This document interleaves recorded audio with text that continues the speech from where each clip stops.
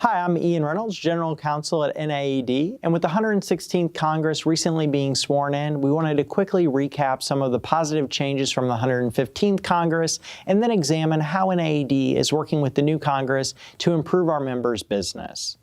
A few of the victories from the last Congress include NAED fighting hard to help pass the Tax Cuts and Jobs Act, which contained many benefits. Namely, it lowered taxes on all businesses, doubled the amount of property that can be protected from the death tax, now $22.4 million per couple, provided full business expensing of equipment and bonus depreciation, provided greater flexibility for 529 plans, which can now be used to fund technical school and apprentice program education, and it fully protected the LIFO accounting method for businesses.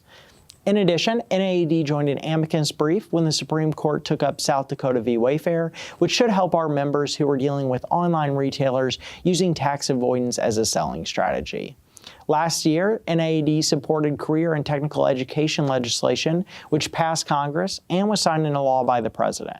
This legislation provided renewed Perkins Act funding to the tune of $2 billion, much of which will go directly to high school apprentice programs and technical schools. This legislation will help address some of the labor problems that have been plaguing the industry. Now, looking ahead at the 116th Congress, it will be markedly different.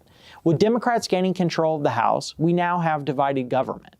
Eras of divided government typically create gridlock in Washington where little gets done, but statistically that has benefited businesses. Since 1970, the S&P index has increased at a median rate of 13.5% per year in divided times and only 9% per year under one-party rule. Even in divided government, though, work goes on and there will be a number of policies NAED will be focusing on.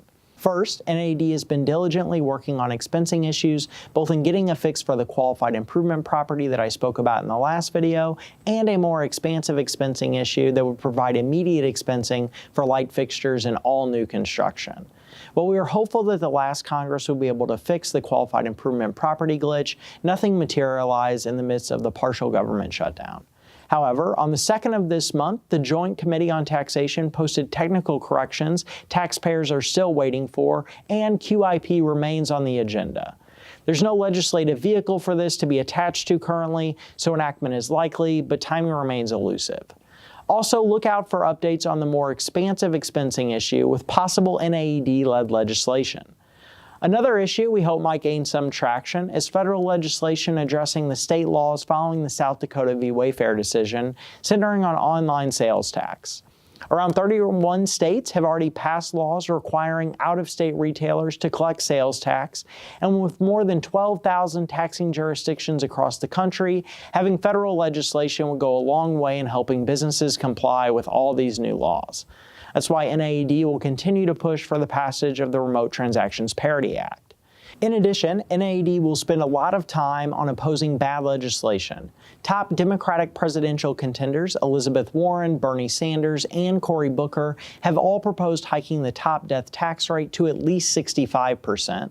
Many have discussed rolling back the gains made in the Tax Cuts and Jobs Act, and both Democrats and Republicans have proposed eliminating the LIFO accounting method, which roughly 30% of our members use. Our goal will be to push for as many advances as possible while also defending our most recent gains.